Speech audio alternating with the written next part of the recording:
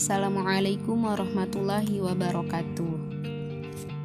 Baiklah teman-teman, sebelumnya perkenalkan, saya Zadwi Jiwa Ilmiah, Prodi Teknik Informatika, Universitas Teknologi Sumbawa. Di sini saya akan menjelaskan tugas dari sistem dan teknologi informasi mengenai input dan output pada komputer beserta contoh dan fungsinya.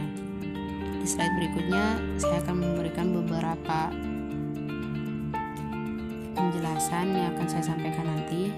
Yang pertama ada pengertian input, yang kedua ada pengertian output, yang ketiga contoh perangkat input dan fungsinya, yang keempat dan terakhir contoh perangkat output dan fungsinya.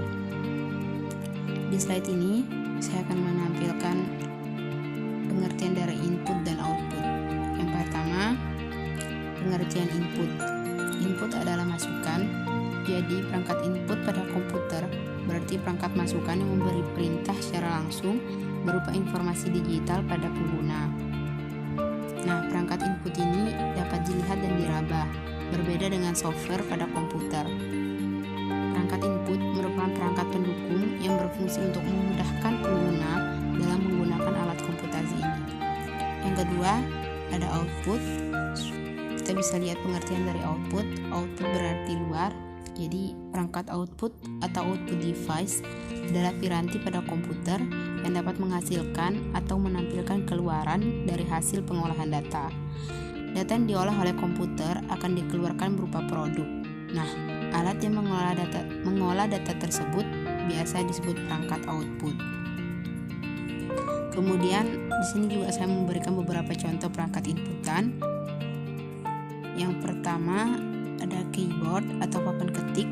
Keyboard ialah alat untuk memasukkan data yang berupa huruf, simbol, angka, dan lain-lain. Yang berikutnya ada mouse. Mouse merupakan perangkat input yang digunakan untuk menunjukkan posisi pointer atau kursor pada layar. Yang ketiga ada light pen. Light pen atau pena cahaya ialah sejenis piranti layar sentuh sebagai pengganti jari tangan. Light pen sering dipakai untuk keperluan grafis atau menggambar drawing. Yang berikutnya juga ada touchpad. Nah, touchpad ini fungsinya tidak beda jauh dengan mouse, cuman touchpad telah tertanam secara langsung atau permanen pada komputer. Yang berikutnya juga ada scanner. Scanner untuk menampilkan atau mengcopy teks atau gambar melalui layar monitor yang dapat disimpan berupa file. Hasil kopian dari scanner juga sangat mirip, mulai dari warna, gambar, atau teks. Kemudian ada joystick. Nah, joystick merupakan alat berupa tuas dan bisa bergerak ke segala arah. Kegunaannya untuk mentransmisikan arah pada permainan video game. Joystick ini biasa dipakai oleh para gamers ya. Kemudian ada trackball. Trackball merupakan benda kecil bulat yang dapat digerakkan ke atas dan ke bawah.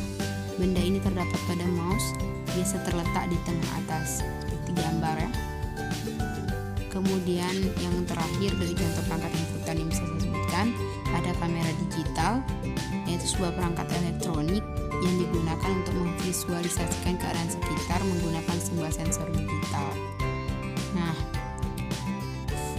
dari contoh perangkat inputan ini saya cuma mengambil sebagian, teman-teman bisa browsing lebih banyak lagi. Kemudian saya juga memberikan contoh dari perangkat output. Yang pertama ada monitor. Monitor adalah keluaran berupa sinyal elektronik sehingga menghasilkan gambar yang sering kita lihat di layar monitor. Yang kedua ada speaker. Speaker ialah perangkat keras yang dapat menghasilkan data berupa audio atau suara. Piranti ini bisa juga disebut sebagai pengeras suara. Kemudian yang ketiga ada printer.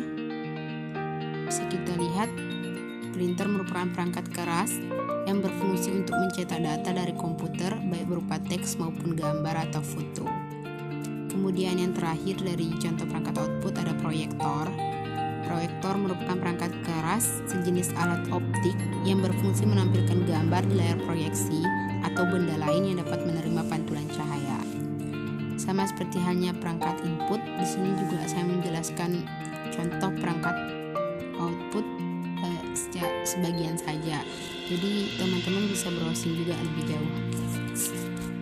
Mungkin untuk presentasi kali ini hanya itu yang dapat saya sampaikan atau bisa jelaskan. Teman-teman juga bisa browsing lebih jauh untuk menambah pemahaman dan wawasan.